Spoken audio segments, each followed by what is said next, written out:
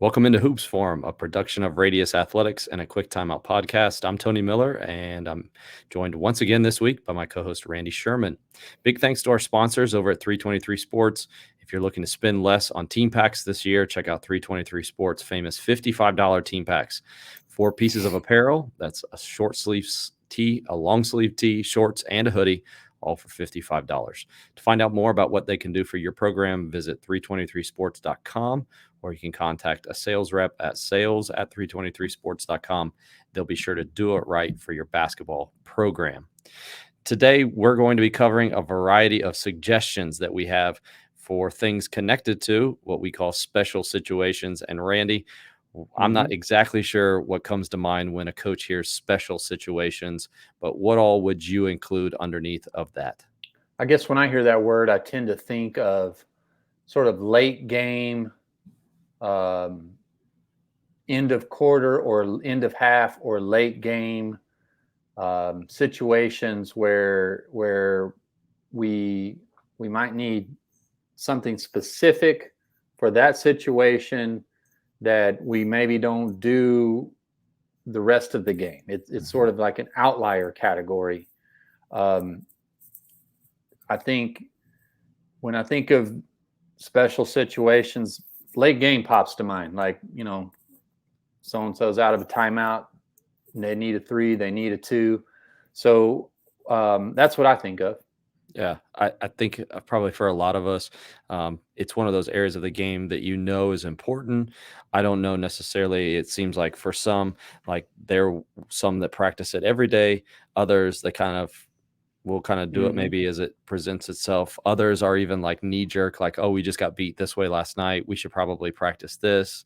And so kind of just the idea of what suggestions we would make as far as how you would practice those, how often you would practice those, and what exactly those would look like. And I think maybe, at least I feel this way, maybe part of the reason why I haven't necessarily always practiced special situations a lot is because I almost feel overwhelmed. Like there's so many possibilities of what could happen. I can't recreate all of them. And I think that's kind of maybe sometimes where the knee-jerk reaction comes, like, we got beat this way. Okay, we're going to practice that. But we all in the back of our mind know I probably could get beat another way the next night, but I don't know what that next thing might be. Yeah, I think the goal from what I want you and I to talk about today is to get across some preparedness. Like, can you be prepared for every eventuality? I don't know, but like common ones that come up at the end of games, end of half, things like that. I think we can have a plan. I know a lot of coaches, like myself included, at certain points in my career and certain parts of the season, especially early. Like I tended to kind of like just do that for my team. Like I'll call the timeout. I'll sort of take it as it comes in the game and sort of control it more from the sideline. But I think when you think of teams that are really good in special situations, that the teams that get applauded for how they execute in late game, there's probably been some rehearsal to where not only does the coach know what he wants to do or she wants to do in the moment, but the players on the court, they know timeout, or they know foul, or they know we need to take it to the rim or get the ball inside right here, or get fouled, or don't foul, or whatever. What I like to do in practice was sort of like dress rehearse some of these situations, so that the players on the court, if it's a loud gym or they can do it. I don't have to do it for them. I'll still be there, with my hand ready like this to call timeout, but I'm hoping like maybe some of my players who can maybe do it with us, give us a split second more because the player on the court does it or something like that. So that's the purpose of today's discussion, is to, one, get prepared, and then two, I would like to show coaches like how we worked on it in practice. Yeah, so you mentioned a key aspect of this is like, what are some of the special situations that frequently present themselves? And I do feel like if you dig too far deep, then you can go out like there's a billion possibilities, but categorizing them will maybe make you feel a little bit more like, yeah, this is something that's actually manageable. And you've created something to help with that. Yeah, so what you're looking at is a portion of a checklist that myself and really with the help of a lot of the coaches I work with in the mentoring program, we did sort of a joint project to sort of create what we call a preseason checklist. You're only seeing part of it here on the screen, the subheading special situations. Um, you know, the idea of the bigger project, the preseason checklist, was like kind of about this time of year, like what all do I need to cover? Zone offense, baseline out of bounds, press O, press D. One of those subheadings is special situations. Underneath that, we created the checklist you see on the screen. Probably not an exhaustive list, but the main things that will bubble up: need a 3, need a 2, down 1. So we want to have covered that. Maybe, do I have a need a 3 set play in the playbook? Do I have a need a 2 set play in the playbook that we rehearse every once in a while? So, hey, that situation, we decide and work on these things in August and September. So in February, March, we just say, hey, it's time to run winter. Ready? Mm-hmm. Everybody knows that? Yep. Let's go. Ready, break, and go execute it. Up 1. How do we? I think some of the up 1 situations are important as the down. When you need a 3, you need a 2. When you're up 1 and say on defense, do we know not to foul? All these things. Timeout usage, like when are we going to take a timeout to stop a run or to stop the clock if we, when, all of that stuff. Who to foul? We know that's their 44% free throw shooter. So if he touches the ball, we got to foul him, hack a shack or whatever, things like this. 2-for-1s if you play with a shot clock, all these special situations. So we created a brief checklist here of special situations to perhaps cover in your preseason planning. So you would encourage coaches this is a great place to start, because this kind of keeps it still kind of broad. Yep. Not necessarily start with we're down 56-53 and there's 3 seconds on the clock, because I think that's where a lot of coaches start, and that's where it becomes kind of anxious feeling, is that like there are an infinite amount of possibilities at that point. Yeah. Do I have a product for a need a 3 situation that I can point to? I don't want to be drawing it up on the whiteboard in the moment. I want it to have been decided. We touch on it periodically. So when we're in a game situation and it pops up, we don't have to like feel, okay, we'll see. we've worked on this, and what we should segue to next is a couple of methods that I've used, a couple of little products or digital products that I've used to help me work on. The first one is just a chart. So what you're seeing on the screen is all these different scenarios. And what you can do is circle 1 from each column to create the scenarios. So let's say you circle your opponent scores a basket with the clock running, the second block down in that first column. So and then you would move over to the next column, and that would give you the score. You're up 2 points if you bump down. So you can kind of go up and down this chart and play with all the different scenarios. So circle this one, circle that one, circle that one. And then, okay, let's get 2 groups on the floor and play this out. So we just scored with the clock running. We're up 5. There's 2 minutes remaining. The possession arrow belongs to the home team. We're playing a packing man-to-man and all the foul scenarios, and just play it out. And if the column is blank, then you can sort of like say, like there's a column there blank that says players in foul trouble, and say, okay, you and you have 4 fouls. So you can't go be the intentional foul guy, right? Like if that's part of the strategy.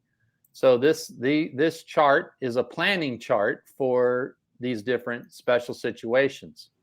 And you can sort of like, play one out. Some of them might be 25, 15, 10 seconds. Play one out, reconvene, troubleshoot, unpack what just happened and go, okay, let's do another one and play them out and get game like experience with some of these situations that bubble up in highly competitive close games. I feel like this is one of those projects where if you spend more time on the front end than at the once you get to it, it may be a little less stressful, and you probably have some better oversight as we've included everything because I looked down through this and like you even have I think a lot of us think time and score. So those are the only two things that we Mm-hmm. focus on. And then the next level coaches usually think about like timeouts left. And then the Yep. next thinks about the fouls. And then the next level thinks about players in foul trouble. But you even have on here like the defense that the team is going against. So sometimes it's against zone, sometimes it's against man, sometimes it's against pressure man, sometimes it's against switching. So Yeah. there's even those variables that you've accounted for that a lot of times when we just create these on the fly, I don't necessarily know that we've thought enough about it to give our players different types of looks. Yeah. So as you get your 30, 35 opponents, man, we our need a 3 play. Well, we need a 3 play versus 1-3-1. We need a 3 versus, like that could possibly, to be as prepared as we can be. I like being able to customize some of those variables to say, okay, that could come up. Yeah, Mhm. it's pretty edge case thing, but it certainly could. And here's what I know: you'll be scrutinized as a coach on your decisions in these moments. They don't. That's Yeah. that's sort of like um, can be an albatross around a coach's neck if they're not good. If they get labeled as like, oh, he's not good with clock management or special situations like that you'll be scrutinized by a lot of these decisions, and you'll scrutinize yourself too because it's not always this is the exact right thing to do in this moment. This is the most probably right thing. It's not guaranteed right. Yeah. So the preparedness is what I want. Yeah. This next one is very similar to that, and I like this because this almost feels like a game, like a game for even the coaches, where there's kind of like some suspense that goes into it. Like, what do we have today? So, can you explain this one? Yeah, so some of the coaches who are in my age bracket might recognize these because this was like a common thing that got emailed around coaches years ago. I've talked to a lot of coaches like, oh, I've seen that. Yeah, I have those. So um, these are what we called special situation cards. And if you're looking at the screen there, I literally printed them off and laminated each one of them and put them in like a box, like an index card box. And it would be every Wednesday throughout the season, myself and my assistant coach at the end of our practice, like the last segment of our practice, would divide our varsity team into 2 equal teams, say blue and white, since that's what the cards say. And I take a team, you take a team, and we go over to the special situation box, or the manager does, and draws one out at random and says, okay, stop there. It says it's blue 59, white 61. That's the score. There's 8.1 seconds on the clock. So the manager's punching that up in the gym while we're practicing. There's 6 fouls each. So we know next foul makes the bonus, right? So and we would basically coach against one another. And as soon as the card was drawn and it was the manager's putting it up the screen, we got a 1-minute timeout. We're going to get on the court. There's 8.1 seconds to go, possession, and all these things about the scenario. How many timeouts left? And we would play out that 8.1 seconds, and there would be either blue's going to win or white's going to win. And we would play like 2 out of 3 or 3 out of 5, depending on the time we had in practice that day. So let's say we play this out, scroll back down just a little bit. Say we play this out, it's 51-61. White holds on to the lead. So, we play the situation out. White holds on to the lead, wins 64-60 at the end of 8.1 seconds. And that's one win for White. So we play 2, then we would reconvene, draw another card out, and play either 2 out of, and then, there's another one at random. Okay. 10 seconds left. 6. So we got a little more time to play with now. So, yeah, and what tends to happen, Tony, is you do these week after week or a couple days a week. You you learn to kind of work together through these situations, and your players learn what you want. Mhm. And it gives you a chance to practice maybe the need of 3. This team, the team that's down, they need a 2 to tie, they need a 3 to win. Let's give them the ball. It's white ball under their basket. They can run the baseline, so it's a chance for you to work on, like, okay, blue might run out and they might be in a full court press. They might be back up. Do we roll it? Do we? All of these things, like, you get to practice that pop up. Just keep revisiting these cards, draw them out at random, and the goal being, I want to shrink that knowledge gap between what I want as the coach in the special situation and my players knowing it. So they out there can, like, coach wants a timeout here. We practice on that. We practice that. Coach wants us to roll it. We're down 2. We need more time. We're going to roll it. Like those sorts of things. The defense, don't let them roll it. So bring one up. Like all these things that it's just to prevent you from having to do everything in game. Mm-hmm. Mm-hmm. I think when you're doing that, you're already stimulated. That's when you're going to make a mistake. Yeah. Yeah. I think so many of us are already going to more games-based approach in practices. And then with the end of game stuff, or it could be any situation. I mean, it could be jump ball coming out of half, whatever it is. I think we don't necessarily make enough connection to what actually is going to happen in game. So just because you play 3v3 doesn't necessarily you're creating a scenario that is close enough to the game that then once the game comes, your players aren't already prepared or above the moment. And what I have seen is when you don't prepare this specifically for things, little things pop up. Like, for instance, the kid doesn't run the baseline when he could have, or he does run the baseline when he couldn't have, or they don't know when to foul or what a foul should look like or whatever.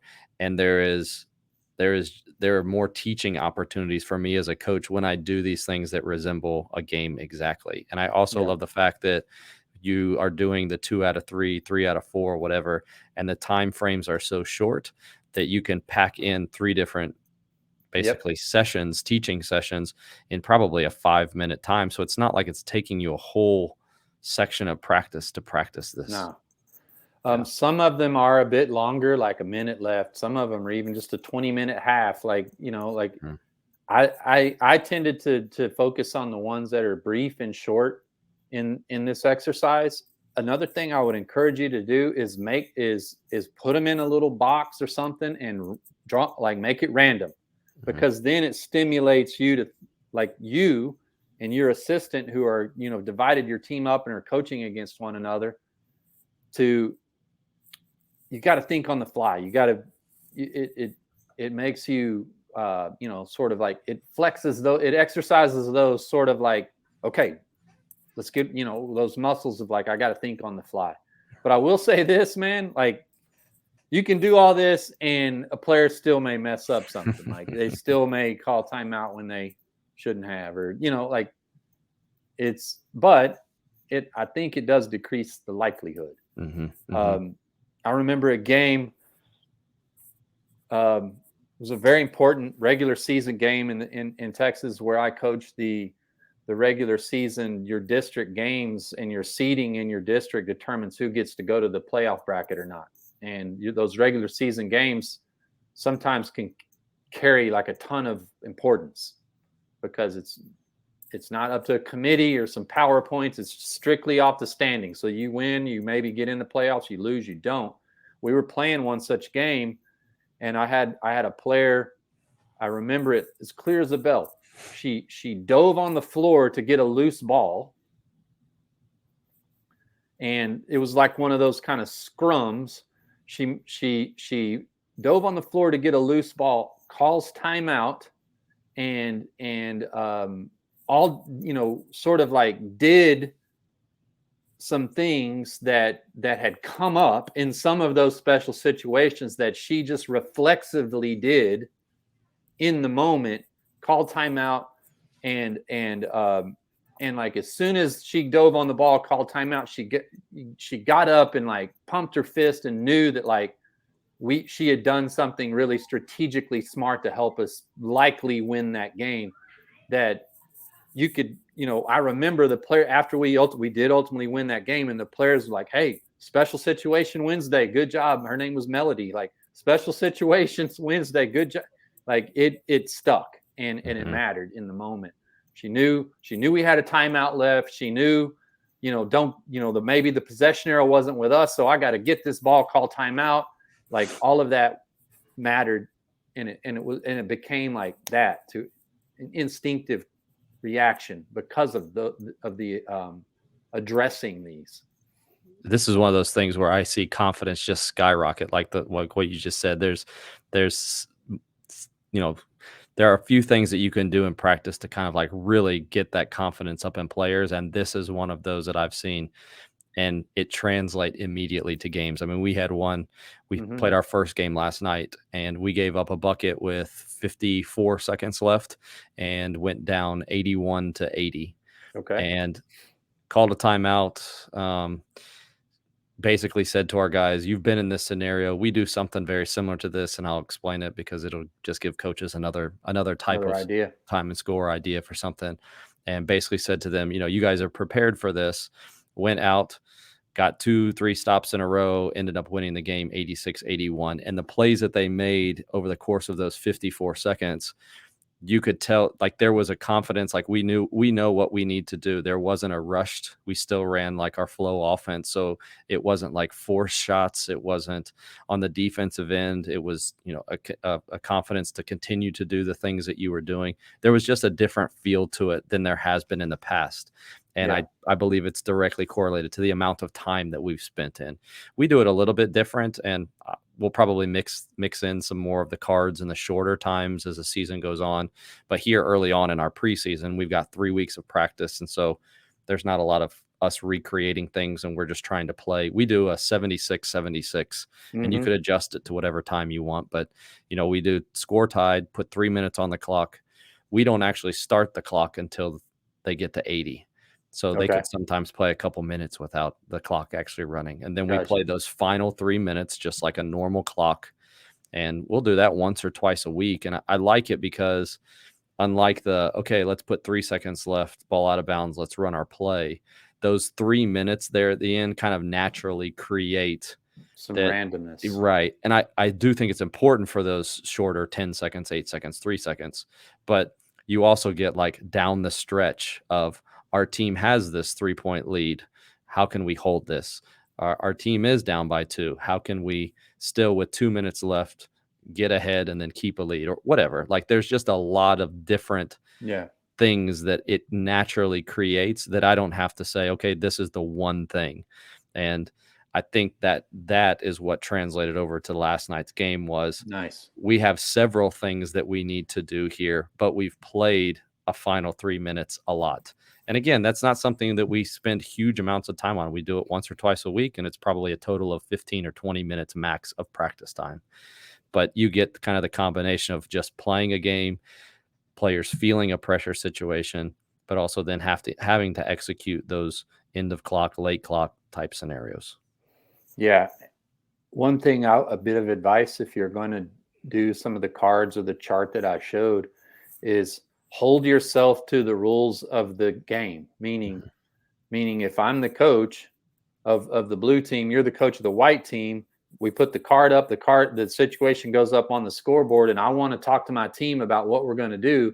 Just because it's practice doesn't mean I get to talk to them for 3 minutes. I want my manager to run a 1 minute or a 30-second timeout clock, and when it, because we're dress rehearsing, I don't get to talk for 3 minutes in the game. I got a 30-second or 1 minute timeout. The referee's going to come over and say, okay, that's first buzzer. Come on. Like, hold yourself to the rules of the game. Don't stop it in the, if they were back out there playing, like, hold on, we should talk about this. Nope. Play, and like, let teach them for 3 minutes and then try to come back and do it. Right. Play almost like then referee it like a actual referee would. Yeah. What I noticed too would be, we would have the 1 minute timeout before the situation that we go out, and the players would be like looking up at the score going, okay. And they're like, yeah. And now that's what I want. That's what I want. I want them to learn the game like that. Like, oh, they should have fouled. Like, so now when you're watching TV, it's easy to say, oh, they should have fouled there. like I want them to absorb that knowledge that we all as coaches have, like Mhm. that need a foul. Mhm. This is worked on in other sports too. I know in football, like there's when to stay out of bounds, when to get in bounds, when to slide. So it's all when to slide to stay in bounds, when to try to throw, get out of bounds to stop the clock, or it it's a vital part of the game. And as you think of preseason sort of funneling down from we start practice working on the big stuff, and then as games get closer, this is the kind of stuff at the end of the funnel that we got to put the icing on the cake of our preparation with, because like you said, your first game of the year came Mhm. down to like timeout, special situation, up one, down one. Like you got to Mhm. be ready. Mhm. And it's natural early in the year to maybe you've got to do a little bit more whiteboard coaching or calling timeout, but I want to get to where we can do this without so much intervention and control from me as well. Yeah, yeah, that's great. Yeah, it's prepared me as the coach probably as much or maybe more, I don't know, than the players as well. So I think it'll benefit everybody to do those. So a ton of practical stuff there, and probably coaches now are wondering, hey, can I get those? So Randy, can Sure. you kind of direct them towards those? Yeah, if you want either one of those, email me, randy@radiusathletics.com, and just say in the email, I've got a contact form on my website. You can send me a message through there at radiusathletics.com, but just email me, randy@radiusathletics.com. Say, hey, I'd like to get a look at some of those special situation resources you got. Happy to share them. Yeah. Speaking of email as well, you sent out an email this week. Can you talk about that as well as where people can potentially sign up for that? Yes. Twitter would be where to sign up. I send out an email this week, last night actually, where I just sort of like offered some different variations on one-on-one, playing one-on-one, full court, one-on-one off a skip pass, things like that. Just some different challenges to say traditional one-on-one that try to make it a little more game-like and put players in game-like situations. Sign up for that from Randy, and you're going to get a variety of not just X's and O's, not just drills, but coaching ideas and a lot of different things that will help you become a better coach. So be sure to check that out. Thanks to all of you who joined us this week. If you missed any part of the live show, you can go back and watch that on the Hoops Forum or Radius Athletics. Just search either of those there on YouTube, but you can find that there on YouTube to watch the full interview, or you can go to any podcast platform if you're more inclined to listen and search a quick timeout, and there you'll find the audio version of the show. For Randy Sherman, I'm Tony Miller. We'll talk to you again next time on Hoops Forum.